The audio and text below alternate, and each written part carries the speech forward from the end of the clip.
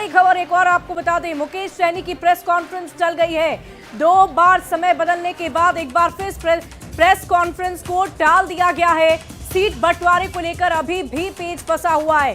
सूत्रों के हवाले से बड़ी खबर आपको बता रहे हैं, राहुल गांधी का फोन आया, महागठबंधन में डैमेज कंट्रोल करने की कोशिश की बात सामने आ रही है। बड़ी खबर आपको सूत्रों के हवाले से बता दें, इस वक्त की बड़ी जानकारी आप तक पहुंचा रहे हैं। देखिए, मुकेश सहनी वीआईपी प्रमुख की तरफ से पहले शाम 4 बजे का वक्त रखा गया था, जब वो प्रेस कॉन्फ्रेंस कर अपनी बात को रखने जा रहे थे, लेकिन इसी बीच इस प्रेस कॉन्फ्रेंस का 2 बार समय बदला गया है। इससे पहले सुबह का वक्त रखा गया था, फिर ये खबर आई, ये जानकारी आई कि शाम 4 बजे का वक्त होगा, और अब ये जानकारी सामने आ रही है कि शाम 4 बजे भी प्रेस कॉन्फ्रेंस नहीं होगी। और देखिए, इस पूरी खबर की जानकारी के साथ हमारी सहयोगी विभा भी लगातार हमारे साथ बनी हुई है। विभा, एक बार सुबह भी प्रेस कॉन्फ्रेंस होनी थी, उसे भी टाल दिया गया, फिर अभी टाला गया है, क्या चल रहा है आखिर? बिल्कुल शुभी, और बिहार में किसकी बाहर में इस वक्त की बड़ी खबर यही कि महागठबंधन के अंदर का पेच है जो सुलझता ही नहीं, और प्रेस कॉन्फ्रेंस जो मुकेश सहनी की तरफ से की जाने वाली थी 4 बजे, वो भी एक बार फिर से टल चुकी है। अब जो जानकारी सामने आ रही है, शाम 6 बजे का वक्त बताया जा रहा है जब प्रेस कॉन्फ्रेंस किया जाएगा। राहुल गांधी के साथ टेलीफोनिक बातचीत मुकेश सहनी की तरफ से जाता है कि जो डैमेज कंट्रोल है वो करने में अब कांग्रेस जुट गई है। कांग्रेस की तरफ से राहुल गांधी जो है वो बातचीत करते हुए नजर आए, और संवाददाता संजय हमारे साथ इस वक्त जुड़ गए हैं ज्यादा जानकारी के साथ। संजय, इस वक्त की लेटेस्ट जानकारी क्या है? अब ये प्रेस कॉन्फ्रेंस शाम 6 बजे होने वाली है, ये क्या पुख्ता हो रही है? देखिए, बिल्कुल विभा, एक ही दिन में 2 बार समय बदला। सबसे पहले 12 बजे, ठीक हमारे पीछे देखिए मुकेश सहनी की एक बड़ी सी तस्वीर लगी हुई है, और विकासशील इंसान पार्टी महागठबंधन प्रेस वार्ता भी लिखा हुआ है, और 12 बजे ये प्रेस कॉन्फ्रेंस होना था, लेकिन उसके बाद समय बदल गया शाम 4 बजे के लिए। और अभी से थोड़ी देर पहले ये जानकारी दी गई कि अब 4 बजे भी प्रेस कॉन्फ्रेंस नहीं होगा, 6 बजे ये प्रेस कॉन्फ्रेंस होगा। और 6 बजे भी प्रेस कॉन्फ्रेंस हो जाए इसकी कोई गारंटी नहीं है। तो इससे साफ जाहिर है कि महागठबंधन में सीट शेयरिंग का जो मामला है वो पूरी तरीके से उलझता हुआ नजर आ रहा है। कोई भी इस स्थिति में नहीं है कि वो क्लियर कर दे कि यहाँ महागठबंधन में सीट शेयरिंग जो है वो फॉर्मूला आज तय हो जाएगा। तमाम तरह की अटकलबाजी चल रही है, जिस तरीके से ऑपोजिशन का बयान किसी की पूरे सीट शेयरिंग को लेकर हो रही है, तो संभवतः मुकेश सहनी की नजर आती है, क्योंकि वो बार बार कह रहे हैं कि अब हम प्रेस कॉन्फ्रेंस करने जा रहे हैं, इतने बजे प्रेस कॉन्फ्रेंस होगा, तैयारी भी हो जाती है। मैं आपके पीछे वो तस्वीर भी देख पा रही हूँ, लेकिन वजह नहीं बताई जा रही है कि आखिर ये टल क्यों गई। देखिए, जाहिर सी बात है, जैसे पहली बार प्रेस कॉन्फ्रेंस टाला गया तो कहा गया कि राहुल गांधी ने इस पूरे मामले में इंटरफेयर किया है, और उनके इंटरफेरेंस के बाद वक्त बढ़ाया गया, यानी डैमेज कंट्रोल में राहुल गांधी जुटे हुए हैं। इस बीच ये भी खबर आ रही है, वीआईपी सूत्रों के हवाले से ये खबर आ रही है कि राजद के एक बड़े नेता दिल्ली पहुंच गए हैं, और उनकी मुलाकात होने वाली है राहुल गांधी और मल्लिकार्जुन खड़गे से, और कुछ फार्मूला तय होगा।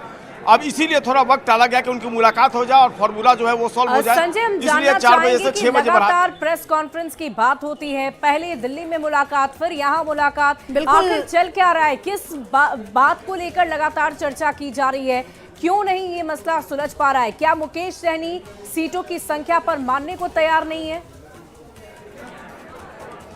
देखिए, मुकेश सहनी को इस बात की जानकारी तक नहीं दी गई है कि आखिरकार उन्हें कितनी सीटें दी गई हैं, कौन कौन सी सीटें दी गई हैं। आज 16 अक्टूबर है, कल 17 अक्टूबर हो जाएगा, यानी फर्स्ट फेज के नामांकन की कल आखिरी तारीख है। एक भी कैंडिडेट को उन्होंने सिंबल नहीं दिया है। ऐसे में मुकेश सहनी की स्थिति आप समझ सकती हैं कि किस तरीके की राजनीतिक अनिश्चितता में वो फिलहाल फंसते हुए नजर आ रहे हैं। देखना होगा इसका सॉल्यूशन क्या निकलता है। राजनीति में कोई न तो अस्थायी दोस्त होता है, न अस्थायी दुश्मन। क्या इसका कोई दूसरा सॉल्यूशन भी निकलता है? तमाम तरह की अटकलें अभी तेज हो गई हैं, और बिहार की राजनीति करवट लेती हुई नजर आ रही है। देखना होगा क्या वाकई में मुकेश सहनी, अगर वीआईपी प्रमुख मुकेश सहनी के पास किसी भी तरह की कोई जानकारी नहीं है, तो क्या क्या कदम वो उठा सकते हैं मुकेश सहनी? क्या विकल्प है उनके पास अगर वो महागठबंधन से इतर भी चुनाव लड़ना चाहे तो? बिल्कुल बिल्कुल, और आपने देखा होगा बयान आया दिलीप जायसवाल का, उसके पहले जो अशोक मालवीय उन्होंने भी ट्वीट कर दिया है मुकेश सहनी को लेकर। तो तमाम तरह के औपचारिक जो विकल्प है वो खुले हुए हैं। क्या वो फिर से एनडीए के साथ हाथ मिला लेंगे या फिर अकेले चुनाव लड़ने का फैसला लेंगे या कोई तीसरा गठबंधन है उसमें जाके शामिल होंगे।